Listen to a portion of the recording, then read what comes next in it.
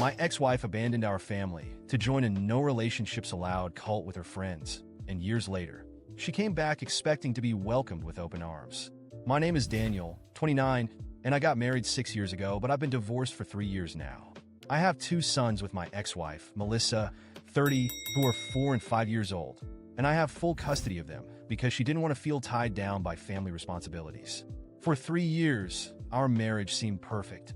We had 2 beautiful kids, and we're even planning to buy a house, so we could finally move out of the small apartment we were living in. Then, out of the blue, Melissa hit me with, "I want to be single and explore the world."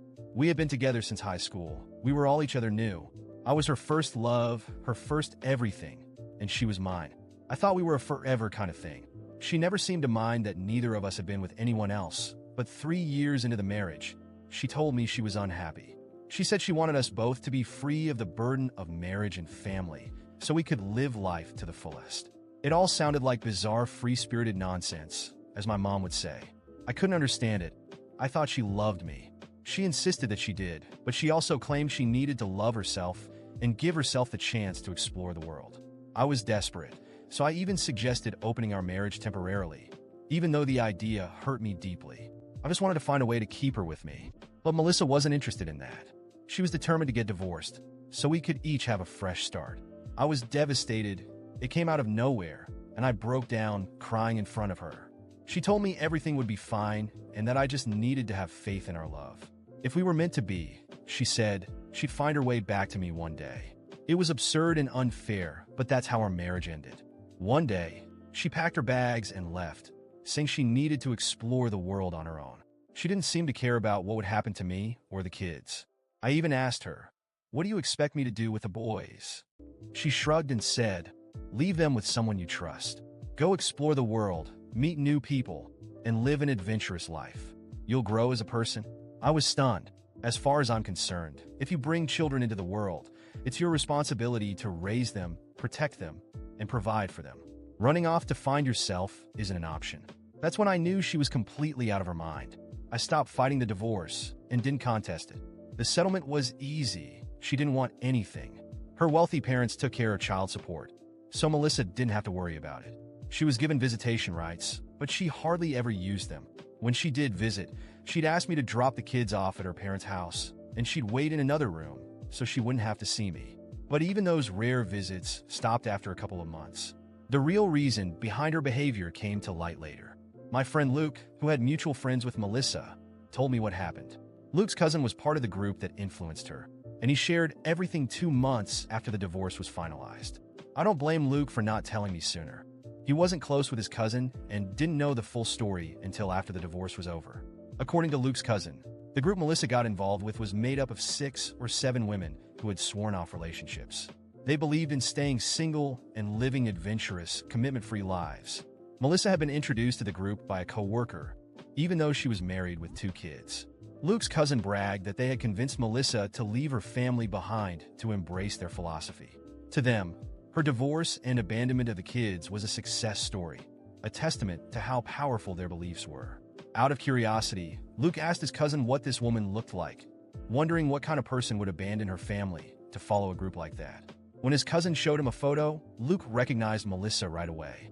He texted me as soon as he left the event, asking to meet up so he could tell me everything.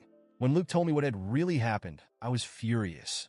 Melissa had left me and our kids not because of some personal crisis, but because she wanted to fit in with this reckless group. She wanted to be seen as brave and adventurous. I honestly would have felt better if she had just cheated on me. At least that would have made some sense. But leaving her family for this? It was beyond insane. I wanted to call her and scream at her, but I held back. At that point, I realized she wasn't worth my time or energy. She was clearly unhinged, and nothing I said would change her mind. So I focused on my kids instead.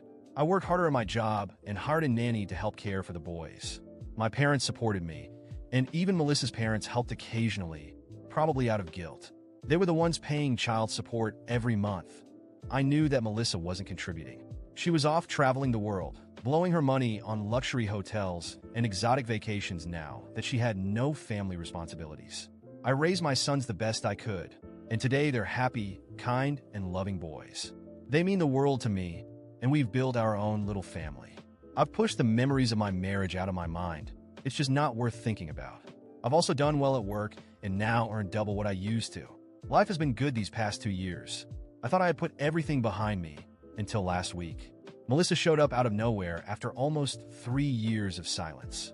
It was a Sunday, and I was home with the kids. I could have bought a house by now, but I stayed in the same apartment because I love the place and it's convenient for work. Unfortunately, staying here also meant Melissa knew exactly where to find me. I opened the door, and there she was. Seeing her after 3 years hit me like a punch to the gut. When I opened the door and saw Melissa standing there, my heart raced. I didn't know what to say. 3 years of silence and abandonment, and now she just showed up as if nothing had happened. She had the same calm smile on her face, like she expected me to welcome her with open arms, as if all was forgiven. But all I felt was a knot of rage tightening in my chest. "Hi, Dan," she said, as if she had just come back from a short trip and not from abandoning her family for 3 whole years. "What do you want, Melissa?" I asked, keeping the door half open so the kids, who were playing in the living room, wouldn't see her. She let out a theatrical sigh and ran her hand through her hair, as if she were about to deliver a rehearsed speech. "I've been thinking a lot about us. I miss the family we had. I want to come back. Do you think we could start over?" At that moment, all the anger I had buried over the years bubbled to the surface. She was talking about starting over as if she had just gone out for a walk, not abandoned her entire family without a word. I took a deep breath, trying not to explode. "You want to start over?" I said, my voice cold and steady. "After disappearing for 3 years? After leaving your kids without so much as a phone call or a birthday card? And now you think you can just show up and I'll say, 'Sure, welcome back'?" She looked offended, like my reaction was unreasonable. "Dan, I needed that time. I was confused, but now I know I want to be with you and the kids again." I let out a bitter laugh that took her by surprise. "Confused? You were so confused that you abandoned 2 little boys to go on vacations and party with your no-relationship friends?" She crossed her arms, as if that would somehow protect her from my words. "I know I made mistakes, but everyone deserves a second chance. I'm still their mother." That sentence was the last straw. You have no idea what it means to be a mother. Being a mother means being there for them every single day, through the good and the bad. It doesn't mean running off for years and coming back whenever it's convenient for you. She tried to say something, but I wasn't done. "You're only back because that fantasy life you chased didn't work out. The trips are over, the money's gone, and your so-called friends have probably moved on. Now you want to use your children as your fallback plan?" Melissa stood there, stunned, as if she hadn't expected me to see through her so clearly. "They're still my children, Daniel. I have a right to see them," she said, trying to regain some control. That statement sent a chill through me. She wasn't just asking to reconnect. She was trying to regain some leverage. "No, Melissa, you lost that right when you walked away. They don't even know who you are anymore.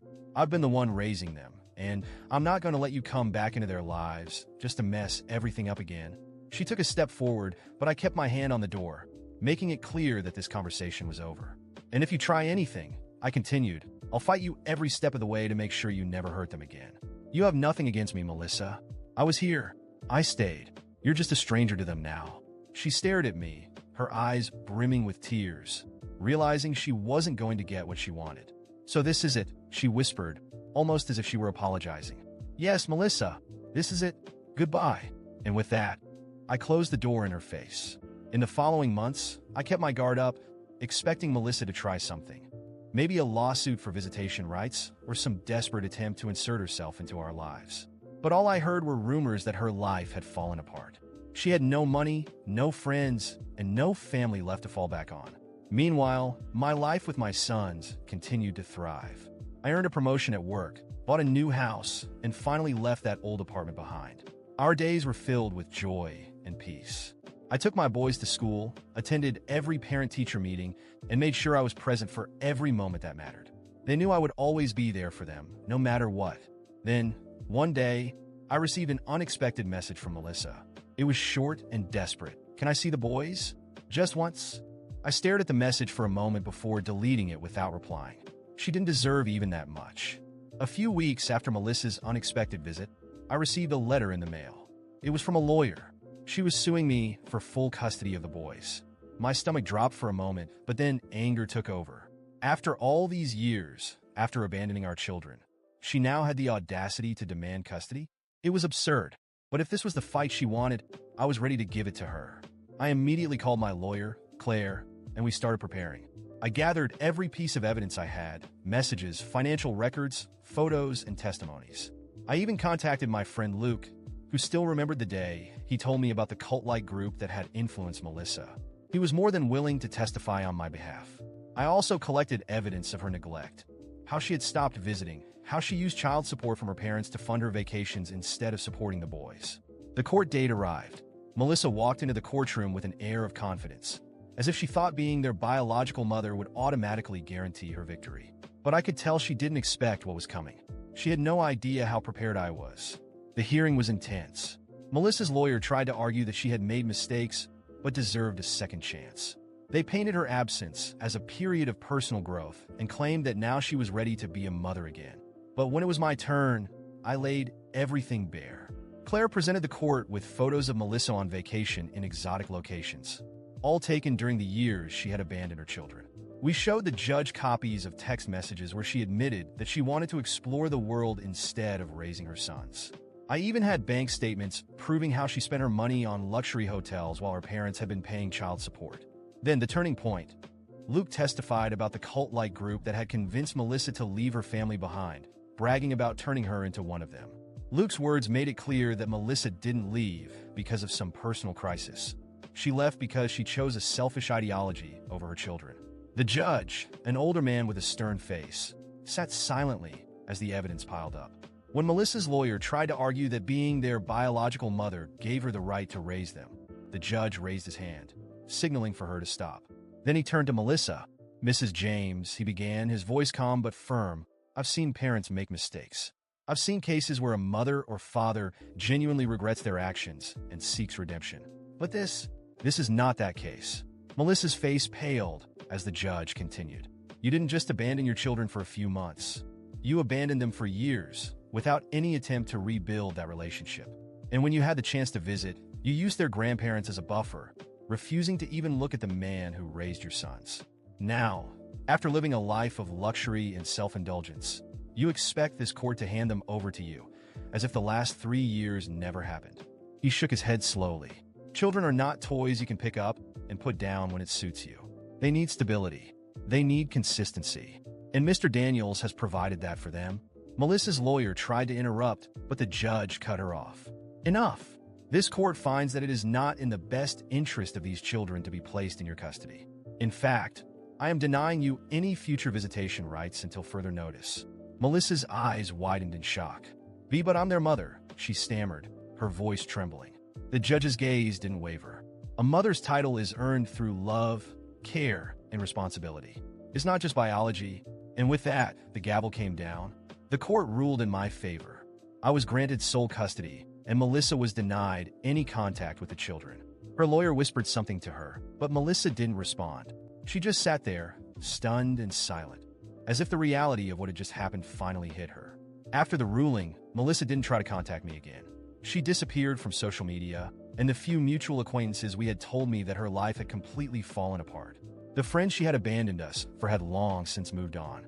She had no steady income, no real career, and nowhere to go. Her parents, ashamed of her actions, cut back on their financial support, leaving her to fend for herself. I heard rumors that she was living in a small, rundown apartment on the outskirts of town, working odd jobs just to get by. Her once glamorous lifestyle was nothing but a distant memory, and she never reached out to me or the boys again. Meanwhile, life for me and my sons only got better. The relief of knowing that Melissa could no longer interfere in our lives was overwhelming. I could finally focus on raising my boys without looking over my shoulder, wondering if she would show up out of nowhere to disrupt everything. We moved into our new house, a beautiful place with a big backyard where the boys could play freely. Every evening, I'd sit with them on the porch, watching them chase each other around, their laughter filling the air. At work, things were going great too. I got another promotion, and my financial situation was better than ever. But more importantly, I was there for my sons. Every birthday, every school play, every scraped knee. I was the father they could rely on, and that meant more to me than anything. One night, as I was tucking them into bed, my oldest son looked up at me with a sleepy smile. "Dad, are we always going to be together?" he asked softly. I smiled and kissed his forehead. "Always, buddy. I promise." As I closed their bedroom door that night, I realized something important. I had won, not just in court but in life. Melissa's absence no longer haunted me. She had made her choices, and now she was living with the consequences. Meanwhile, I had everything I needed right here. Two wonderful boys, a life filled with love and purpose, and a future that looked brighter every day. And Melissa? She was nothing more than a distant memory, a reminder of the kind of person I would never allow back into our lives.